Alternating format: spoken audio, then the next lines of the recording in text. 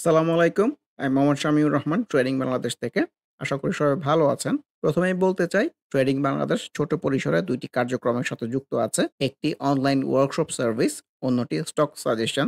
দুটোই নামমাত্র মূল্যে পেইড সার্ভিস। ২ ঘন্টার মাত্র ২ টি সেশনের মাধ্যমে এই ওয়ার্কশপটি ডিজাইন করা হয়েছে। স্টক প্রাইসের বেসিক ক্যারেক্টারিস্টিক্স এবং কিছু ইফেক্টিভ স্ট্র্যাটেজির কম্বিনেশন করে এই ওয়ার্কশপগুলো ডিজাইন করা।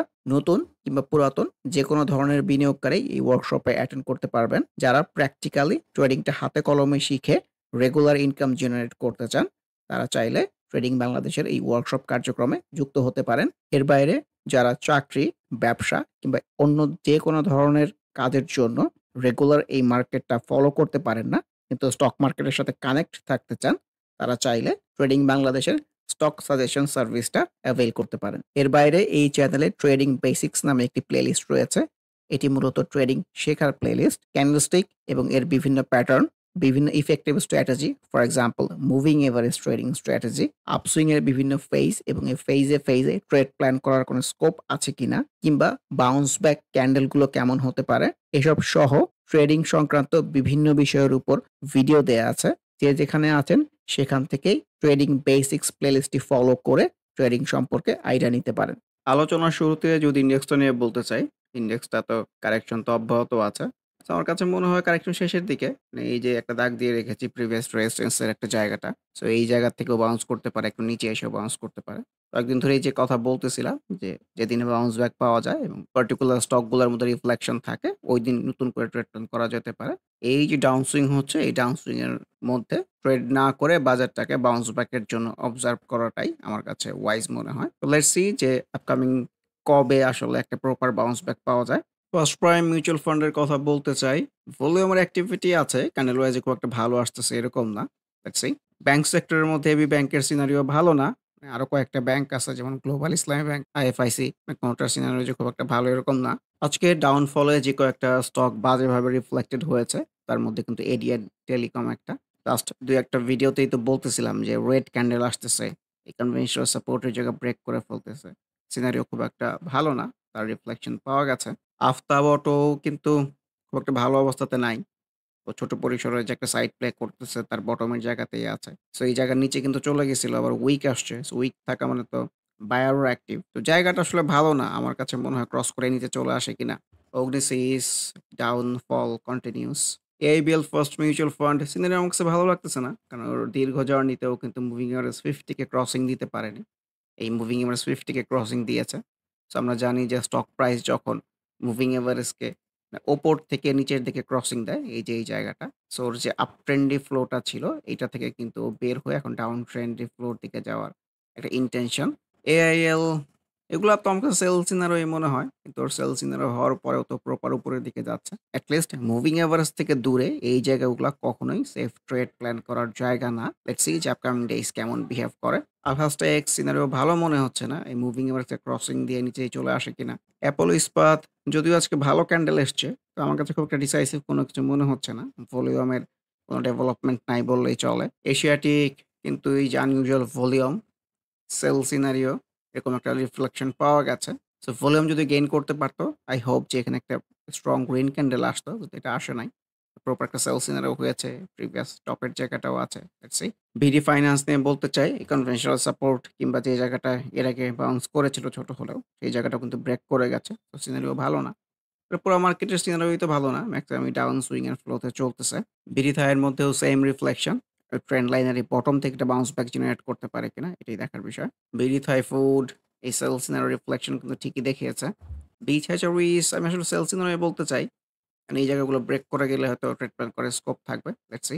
ভলিউম গুলো অ্যাক্টিভ আছে, খুবই সুন্দর। বেঙ্গল উইন্ডসর তো একটা সাইড প্লে এর মধ্যে ঘোরাঘুরি করতেছিল। সেই জায়গাগুলোও কিন্তু ব্রেক করে নিচে চলে আসতেছে। খুবই বাজে সিনারিও। বেস্ট হোল্ডিং গতকালের এই ক্যান্ডেলটার কিন্তু খুব বাজে রিফ্লেকশন পাওয়া গেছে। ভলিউম একটু ডেভেলপ করতে পারে নাই। সো এটা একটা আনইউজুয়াল ভলিউম হয়ে গেছে। আজকের ক্যান্ডেলটাও ভালো আসে নাই। লেটস সি যে আপকামিং ডেজ কেমন বিহেভ করে। কনভেনশনাল সাপোর্ট জোনের আশেপাশেই আছে। এখন দেখা যাক আবার এখান থেকে বাউন্স করে পজিটিভ প্লে করে কিনা। কিন্তু আজকের ক্যান্ডেল ভালো না, সিনারিও ভালো না। ব্র্যাক ব্যাংক তো অনেক লালের পর একটা সবুজ ক্যান্ডেল পাওয়া গেছে। লেটস সি যে ছোট হলেও একটা রিফ্লেকশন দেখাতে পারে কিনা এই ক্যান্ডেলটার। বেক্স ফার্মার মধ্যেও কিন্তু একটা গ্রিন ক্যান্ডেল পাওয়া গেছে। খুব একটা ডিসাইসিভ কোনো কিছু আমার কাছে এরকম মনে হচ্ছে না। লেটস সেই। সেন্ট্রাল ফার্মা সিনারিও খুবই খারাপ। ওর যে দীর্ঘ জার্নি এইখান থেকে যদি বলি, এই দীর্ঘ জার্নিতে কিন্তু খুবই খারাপ সিনারিওর মধ্যে আছে।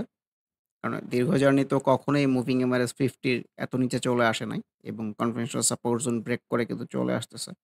তো সিনারিও খুবই খারাপ। এর আগেও চলে আসছিল কিন্তু ঠিকই কিন্তু এখান থেকে বাউন্স করেছে। সো এখানে কিন্তু নিচে চলে আসার ইনটেনশন। সিটি ব্যাংকের কথা বলতে চাই, ও কিন্তু ট্রিপল টপের সামনে দাঁড়িয়ে আছে। যে এইখানে একটা টপ, এইখানে একটা টপ, এইখানে একটা টপ।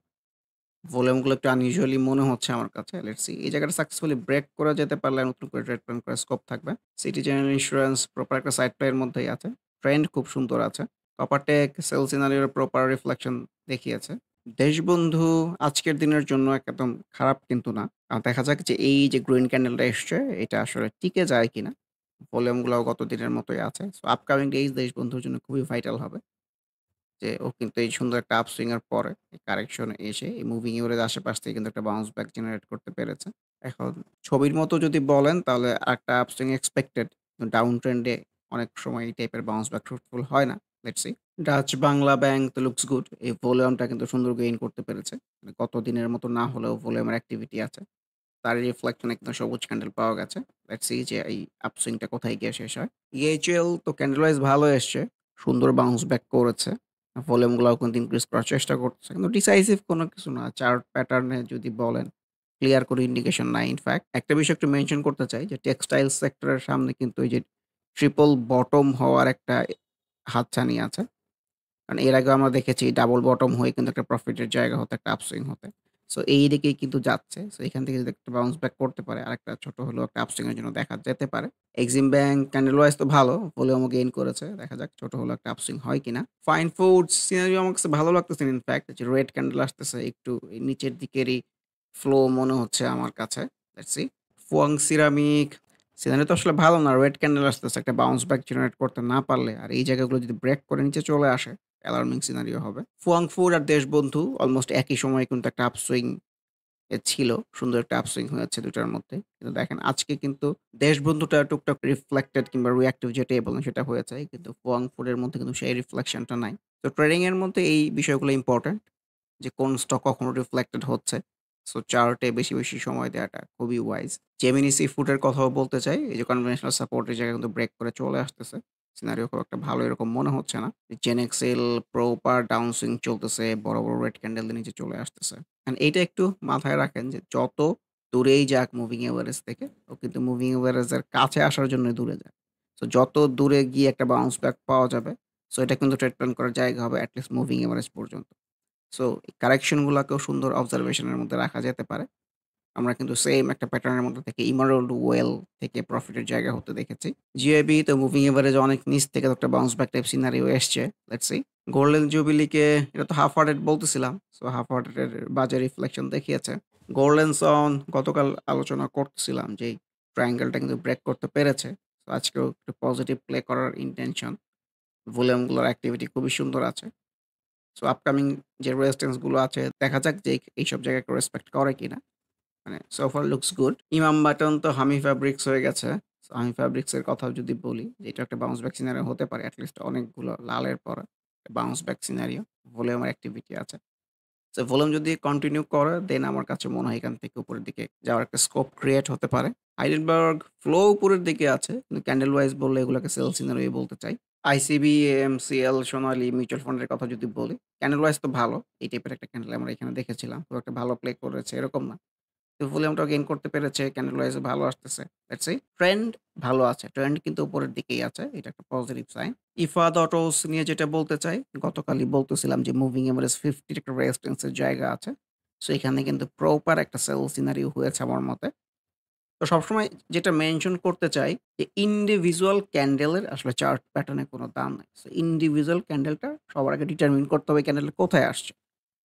একটা আপসুইং এর পরে গিয়ে ফর এক্সাম্পল এখানে কিন্তু ছোট হলেও একটা আপসুইং হয়েছে। সো আপসুইং এর পরে গিয়ে এই ধরনের ক্যান্ডেল কিন্তু ভালো না। এটা সেল সিনারিও। আর মুভিং এভারেজ রেজিস্ট্যান্স এর জায়গা আছে। আবার এই টাইপেরই ক্যান্ডেল কিন্তু আবার এই যে আপসুইং এর নিচে এসছে। মানে একটা ডাউন সুইং এর পরে এসছে। ডাউন সুইং এর পরে কিন্তু এই ধরনের ক্যান্ডেল আবার বাউন্স ব্যাক ক্যান্ডেল হয়। সো ক্যান্ডেলটা কোথায় আসতেছে এইটা ডিটারমিন করা সবচেয়ে জরুরি। যেটি সুইং এর শুরুতে, মাঝখানে নাকি শেষে। সো সেই অনুযায়ী ট্রেড প্ল্যান সাজালে আমার কাছে মনে হয় ফ্রুটফুল হওয়ার সম্ভাবনাটা বেশি। আইএফআইসি ব্যাংক সিনারিও তো ভালো না। প্রপার কারেকশন হচ্ছে। আইটিসি রিসেট টাইম যে একটা সাপোর্ট এই জায়গায় ক্রিয়েট হয়েছে, এইদিকে আসতেছে। দেখা যাক এখান থেকে একটা বাউন্স ব্যাক জেনারেট করতে পারে কিনা। যমুনা ব্যাংকের মধ্যেও কিন্তু এটা একটা বাউন্স ব্যাক সিনারিও হতে পারে। Let's see. খান ব্রাদার্স এর মধ্যে তো অনেকদিন পর একটা সবুজ ক্যান্ডেল পাওয়া গেছে। তো সবুজ হলেও ক্যান্ডেলটা ভালো না আমার কাছে। উপরে উইক থাকা মানেই তো আসলে সেলার অ্যাক্টিভ। লেটস সি যে আপকামিং ডেইজ কেমন বিহেভ করে। কোহিনূর ক্যান্ডেল ওয়াইজ তো ভালো। ভলিউমটাও পেয়েছে। ভলিউমটা যদি কন্টিনিউ করে আমার কাছে মনে হয় আপকামিং ডেইজ ভালো করে স্কোপ আছে। কিন্তু ওর কিন্তু আবার একটা ডাবল টপ হয়েছে এর আগে। সো এই বিষয়টা আমাদের মাথায় রাখা উচিত। আজকের দিনে যে কয়েকটা স্টক খারাপভাবে রিফ্লেক্টেড হয়েছে তার মধ্যে কিন্তু কেপিপিএল ও একটা। এটা নিয়েও বলতেছিলাম রেড ক্যান্ডেল আসতেছিল। সিনারিও ভালো না। কেটিএল কারেকশন হচ্ছে। সো প্রপার একটা ইন্ডেক্সের বাউন্স ব্যাক পেলে আমার কাছে মনে হয় ডেফিনিটলি ট্রেড প্ল্যান করার স্কোপ থাকবে এসব স্টকে। লাভেলো ক্যান্ডেল ওয়াইজ বললে তো আমার কাছে প্রপার একটা সেল সিনারিও। লেটস সি যে প্রপার একটা কারেকশন এ আসে কিনা এখান থেকে। ম্যাক্সন কারেকশন হচ্ছে। দেখা যাক। একটা বাউন্স ব্যাক দরকার, ইন্ডেক্সের রিফ্লেকশন দরকার। মালিক এটাও তো একটা বাউন্স ব্যাক সিনারিও হতে পারে। সো ইন্ডেক্সের সাপোর্ট পেলে হয়তো একটু পজিটিভ প্লে করতে পারে। মেট্রো স্পিনিং এর তো প্রপার কারেকশন হচ্ছে। সো কারেকশন গুলোকে অবজারভেশনের মধ্যে রাখেন। মিডল্যান্ড ব্যাংক কিন্তু আজকের দিনের মধ্যে ভালো। যে প্রপার কারেকশন এ না এসে একটা সুন্দর গ্রিন ক্যান্ডেল দিতে পেরেছে। প্রিভিয়াস যে রেজিস্ট্যান্স এর জায়গা আছে, এই জায়গাটাকে রেসপেক্ট করে কিনা এটাই দেখার বিষয়। ওয়াইম্যাক্স তো ক্যান্ডেল ওয়াইজ খুবই ভালো এসেছে। ভলিউমটাও কিন্তু গতদিনের মতোই কাছাকাছি ডেভেলপ করতে পেরেছে। তো দেখা যাক যে আপকামিং ডেইজ এই ক্যান্ডেলের ভালো কোনো রিফ্লেকশন দেখাতে পারে কিনা। ওয়ান ব্যাংকের মধ্যেও কিন্তু ক্যান্ডেল ওয়াইজ ভালো ক্যান্ডেল এসছে। Let's see. প্যারামাউন্ট কিন্তু প্রিভিয়াস একটা রেজিস্ট্যান্স যে জোনটা ছিল এটাকে কিন্তু সাকসেসফুলি ব্রেক করতে পেরেছে। হিউজ ভলিউম হয়েছে। এখন এই ভলিউমগুলো কন্টিনিউ হলে কিন্তু এখান থেকেও ভালো হওয়ার স্কোপ থাকবে। ফার্মা এইড এর মধ্যেও কিন্তু স্ট্রং গ্রিন ক্যান্ডেল পাওয়া গেছে। Positive sign. ভলিউমগুলাও গেইন করেছে। সো ভলিউমের ডেভেলপমেন্টটা দরকার। পিটিএল কিন্তু প্রপার কারেকশনে আসতেছে। সো কারেকশন গুলাকে অবজারভেশনের ভেতরে রাখা যেতে পারে। রবি যদিও প্রাইসটা বেড়েছে, আমার কাছে ডিসাইসিভ কোনো কিছু না। উপরে উইক এসছে। মুভিং এভারেজ রেজিস্ট্যান্স এর একটা জায়গা থাকতে পারে। ভলিউম গুলা যদি কন্টিনিউশনটা রাখতে পারে এখান থেকেও ভালো করে স্কোপ থাকবে। সালভো কেমিক্যালস তো উপরে উইক আসতেছে। প্রতিদিন আনইউজুয়াল ভলিউম হচ্ছে। সো এট লিস্ট আর যাই হোক মুভিং এভারেজ থেকে যেহেতু দূরে, সেফ ট্রেড প্ল্যান করার জায়গা এগুলা না আসলে। আনইউজুয়াল ভলিউমের অ্যাক্টিভিটি থাকলে আমরা আসলে পরের দিন প্রাইসটা সাস্টেইন করতে দেখি না। Let's see. শাসারে ডিমের মধ্যেও কিন্তু গ্রিন ক্যান্ডেল পাওয়া গেছে। উপরে উইক এসছে। Seller active. আনইউজুয়াল ভলিউমের অ্যাক্টিভিটি আছে। শিকদার ইন্স্যুরেন্স নিয়ে বলতে চাই, আমার কাছে লুকস ভেরি গুড। আজকে ভালো রিফ্লেকশন দেখিয়েছে গতদিনের এই ক্যান্ডেলটা। ভলিউমটা গতদিনের মতো না হলেও কিন্তু ডেভেলপ করার চেষ্টা করতেছে। মানে পজিটিভ সাইন। লেটস সি যে আপকামিং ডেইজ কেমন বিহেভ করে। সোনালী পেপার ক্যান্ডেল ওয়াইজ তো খুবই ভালো। মুভিং এভারেজে খুব কাছে। একটু নিচে এসে একটা বাউন্স ব্যাক পেলে হয়তো আইডিয়াল সিনারিও হতো। ভলিউমের ডেভেলপমেন্ট নাই। এসপি সিরামিক এই টাইপের ক্যান্ডেল তো বাউন্স ব্যাক সিনারিও হয়। এই ধরনের ক্যান্ডেল আমরা বাউন্স ব্যাক হতে দেখেছি। তো ইন্ডেক্সটা যদি আজকে একটু বাউন্স ব্যাক মানে প্রপার বাউন্স ব্যাক করতে পারতো ভালো হতো তাহলে আমি এগুলাকে এই টাইপের বাউন্স ব্যাক নিয়ে খুবই আশাবাদী হতাম। লেটস সি যে আপকামিং ডেইজ কেমন করে। উত্তরা ব্যাংক ক্যান্ডেল ওয়াইজ তো খুবই ভালো। ভলিউমের কন্টিনিউশনটা দরকার। ভলিউমটা ডেভেলপ করতে হবে।